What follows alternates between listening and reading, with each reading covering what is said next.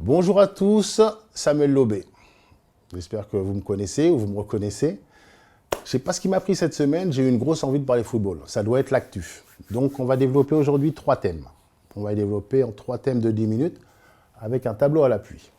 Le premier thème, ça va être cet alléchant match PSG-Manchester City. Donc on va le décrypter. Le deuxième thème, ça va être aussi alléchant, ça va être cette équipe du Sénégal. Ils ont nommé un nouveau sélectionneur. On va essayer de voir un peu leur perspective et comment ils vont développer, comment il va développer cette équipe. Et le troisième thème, on ne pouvait pas passer à côté, c'est la montée en puissance de Kylian Mbappé. Là aussi, tableau à l'appui, on va essayer d'expliquer le pourquoi du comment.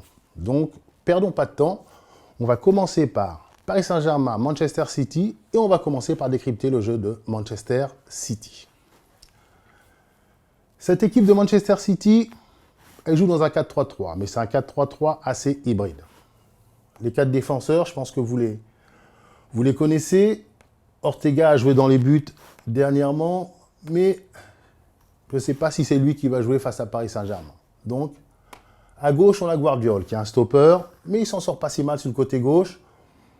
On a Nathan Ake, on a Akanji, et là, on a soit le petit Rico Lewis, soit effectivement le petit Matheus Nunes. Qu'est-ce qu'ils ont comme avantage, ces deux joueurs? Chacun a ses avantages et ses inconvénients. Ce n'est pas des latérales droits à la base.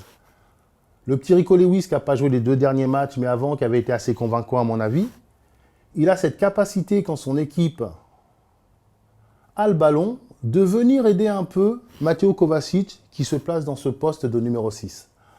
Alors après, il y a souvent De Bruyne qui se trouve là, et il y a Bernardo Silva qui se trouve là. Donc, ils sont 3 à pouvoir travailler, ce qui fait que ça va libérer De Bruyne dans ce poste de 9,5 derrière Haaland. Alors De Bruyne n'a plus forcément les jambes qu'il avait auparavant, mais est toujours capable d'être très influent dans le jeu pour donner cette dernière passe à Haaland. Alors là où on pourrait appuyer un peu, mais on en reparlera après Paris, c'est que dans le replacement, quand ils perdent la balle, si cet élément-là met du temps à se replacer, eh ben, il y aura un espace à exploiter tout simplement. Derrière ça, qu'est-ce qu'on peut constater du côté de City? C'est que Haaland, comme son équipe a un peu plus de problèmes à faire le jeu, De Bruyne ce positionnement là, Silva là avec Kovacic, Haaland revient dans ces zones-là demander le ballon. Donc on voit quoi? On voit une équipe de City qui avant ne jouait que des attaques placées. Repartez de derrière. Aujourd'hui, cette équipe de City, elle a accepté d'avoir un bloc un tout petit peu plus bas et de trouver Haaland d'une façon assez directe et lui réussit à garder ses ballons, à faire jouer ses partenaires autour de lui pour après développer des attaques rapides dans le camp adverse. Et ça, ces attaques rapides, il faut aussi des joueurs capables de dribbler, d'amener de la vitesse, d'amener de la créativité. Et sur ces derniers matchs, alors, il a un problème de riche maintenant Guardiola, Savigno avait été très bon sur ce côté gauche, il avait été créateur, il avait été buteur, il avait amené du débordement, il avait amené ses jambes qui manquaient un peu, il faut le dire, à City ces derniers temps. Mais contre Ipswich, il y a Doku qui est rentré, et là, il a été très bon parce qu'il a trouvé une complémentarité Doku avec De Bruyne. Bien sûr, c'était que Ipswich, mais De Bruyne a appelé dans ces angles-là. Doku lui a donné des ballons, ce qui a donné des ballons décisifs pour Phil Foden, qui a marqué sur ces derniers matchs, je crois, 5 buts. Donc, ils ont un potentiel offensif un petit peu retrouvé, cette équipe de City, parce que ça combine bien sur le côté gauche, que ce soit Savigno ou Doku. Alors, Gvardiol, quand même, il reste en sécurité, même s'il est capable de faire des bonnes choses. N'oublions pas que c'est un stopper à la base. Mais là où elle a un problème, cette équipe, là, je la mets effectivement en phase offensive, c'est que quand elle perd le ballon, il n'y a plus que Kovacic qui est capable de le récupérer. Parce que même si Bernardo Silva fait des efforts pour revenir, même si De Bruyne se replace ici et que Haaland se replace dans l'axe, et là il retrouve un peu ce schéma-là, ils ne reconstituent pas aussi vite qu'ils le devraient leur bloc. Ils n'ont plus la capacité à presser très vite, très haut comme ils le faisaient avec Rodri. Et en plus, quand ils attaquent à 5, à 6, le replacement est difficile. Et ces deux joueurs-là ne vont pas forcément très vite et n'ont pas forcément la complémentarité qu'on pourrait attendre de la part d'une charnière centrale. Ce qui ne veut pas dire qu'individuellement, ils ne sont pas bons. C'est pour ça que va se poser la l'interrogation pour Ruben Dias qui va peut-être amener cette solidité dans cette défense centrale. Donc, voilà un peu pour ce qu'on avait dit, ce que je pouvais dire un petit peu pour cette équipe de City. Maintenant, on va passer à Paris.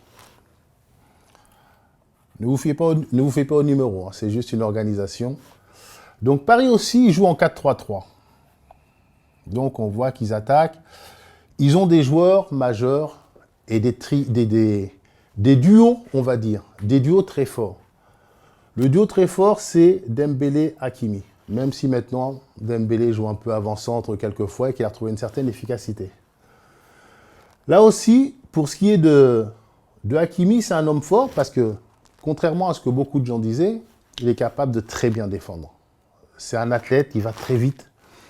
Il est capable d'être très agressif. Et ce que lui demande en plus, souvent, Luis Enrique, c'est le milieu se déporte ici et ça donne une ouverture, voilà, à Hakimi qui est capable de son camp, non pas comme Rico Lewis, de venir faire le milieu de terrain supplémentaire, mais lui, Hakimi, c'est carrément, il part de son camp et il vient faire l'attaquant supplémentaire. Alors, quelquefois, à ma grande surprise, je l'ai retrouvé presque buteur, presque deuxième attaquant, mais c'est parce qu'il a les qualités athlétiques pour faire énormément d'allers-retours et se replacer. Et techniquement, il est capable aussi, quand il est dans cette zone, de donner des centres, de venir voilà, derrière l'avant-centre pour gagner ses seconds ballons et de très très bien se replacer. Donc voilà, cette équipe de Paris, elle est capable de faire mal parce que, comme on l'a dit, il n'y a pas vraiment de spécialiste au poste sur le côté droit du côté de City. Donc là, Barcola, qui redevient le Barcola qu'on a connu il y a quelque temps, il est capable, dans le 1 contre 1, de faire mal. Que ce soit à Rico Lewis, si c'est lui qui joue, ou à Matheus Nunes, qui ne sont pas forcément connus pour être des grands défenseurs et qui souvent sont laissés dans du 1 contre 1 du côté de City, parce qu'on l'a dit, City a du mal à se replacer. Mais le problème aussi, c'est qu'on connaît Luis Enrique, qui est un excellent entraîneur, c'est qu'il ne veut pas jouer des attaques rapides. Alors que pour moi, pour mettre en danger cette équipe de City qui a du mal à se replacer, qui a du mal à reconstituer son bloc, à la récupération du ballon par ces 3 joueurs-là, je pense qu'il faudrait essayer de trouver très rapidement les attaquants pour qu'ils puissent utiliser l'espace, et c'est là que City n'est pas à l'aise.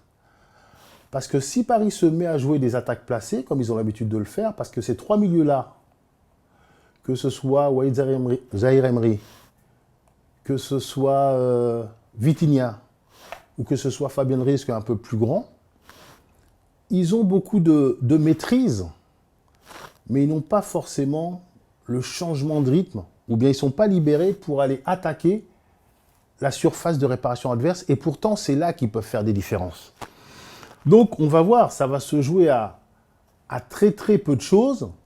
Je pense que si Paris garde le ballon dans ses zones médianes, pour pouvoir, comme ils l'ont fait ces derniers temps en Ligue des Champions, jouer des attaques placées, ça facilitera le jeu de City, parce que le City d'aujourd'hui est plus à l'aise sur de l'attaque rapide qu'elle n'est à l'aise sur de l'attaque placée, où elle n'a plus forcément, même si ça va mieux, cette créativité pour gêner une défense en place. Ils sont bien plus dangereux quand ils se retrouvent dans la moitié de terrain adverse en faisant 2-3 passes, ce qu'ils ne faisaient pas il y a quelques années. Ça veut dire que, aussi grand soit-il, Guardiola il est revenu. Alors il n'est pas revenu sur tous ses principes, mais il s'est dit, aujourd'hui il nous faut des résultats. Quelle est la meilleure des façons pour redonner de la confiance et pour avoir de nouveau des résultats avec cette équipe? C'est de ne pas toujours jouer des attaques placées. J'ai essayé de vous en donner le maximum, à vous de vous faire votre idée maintenant.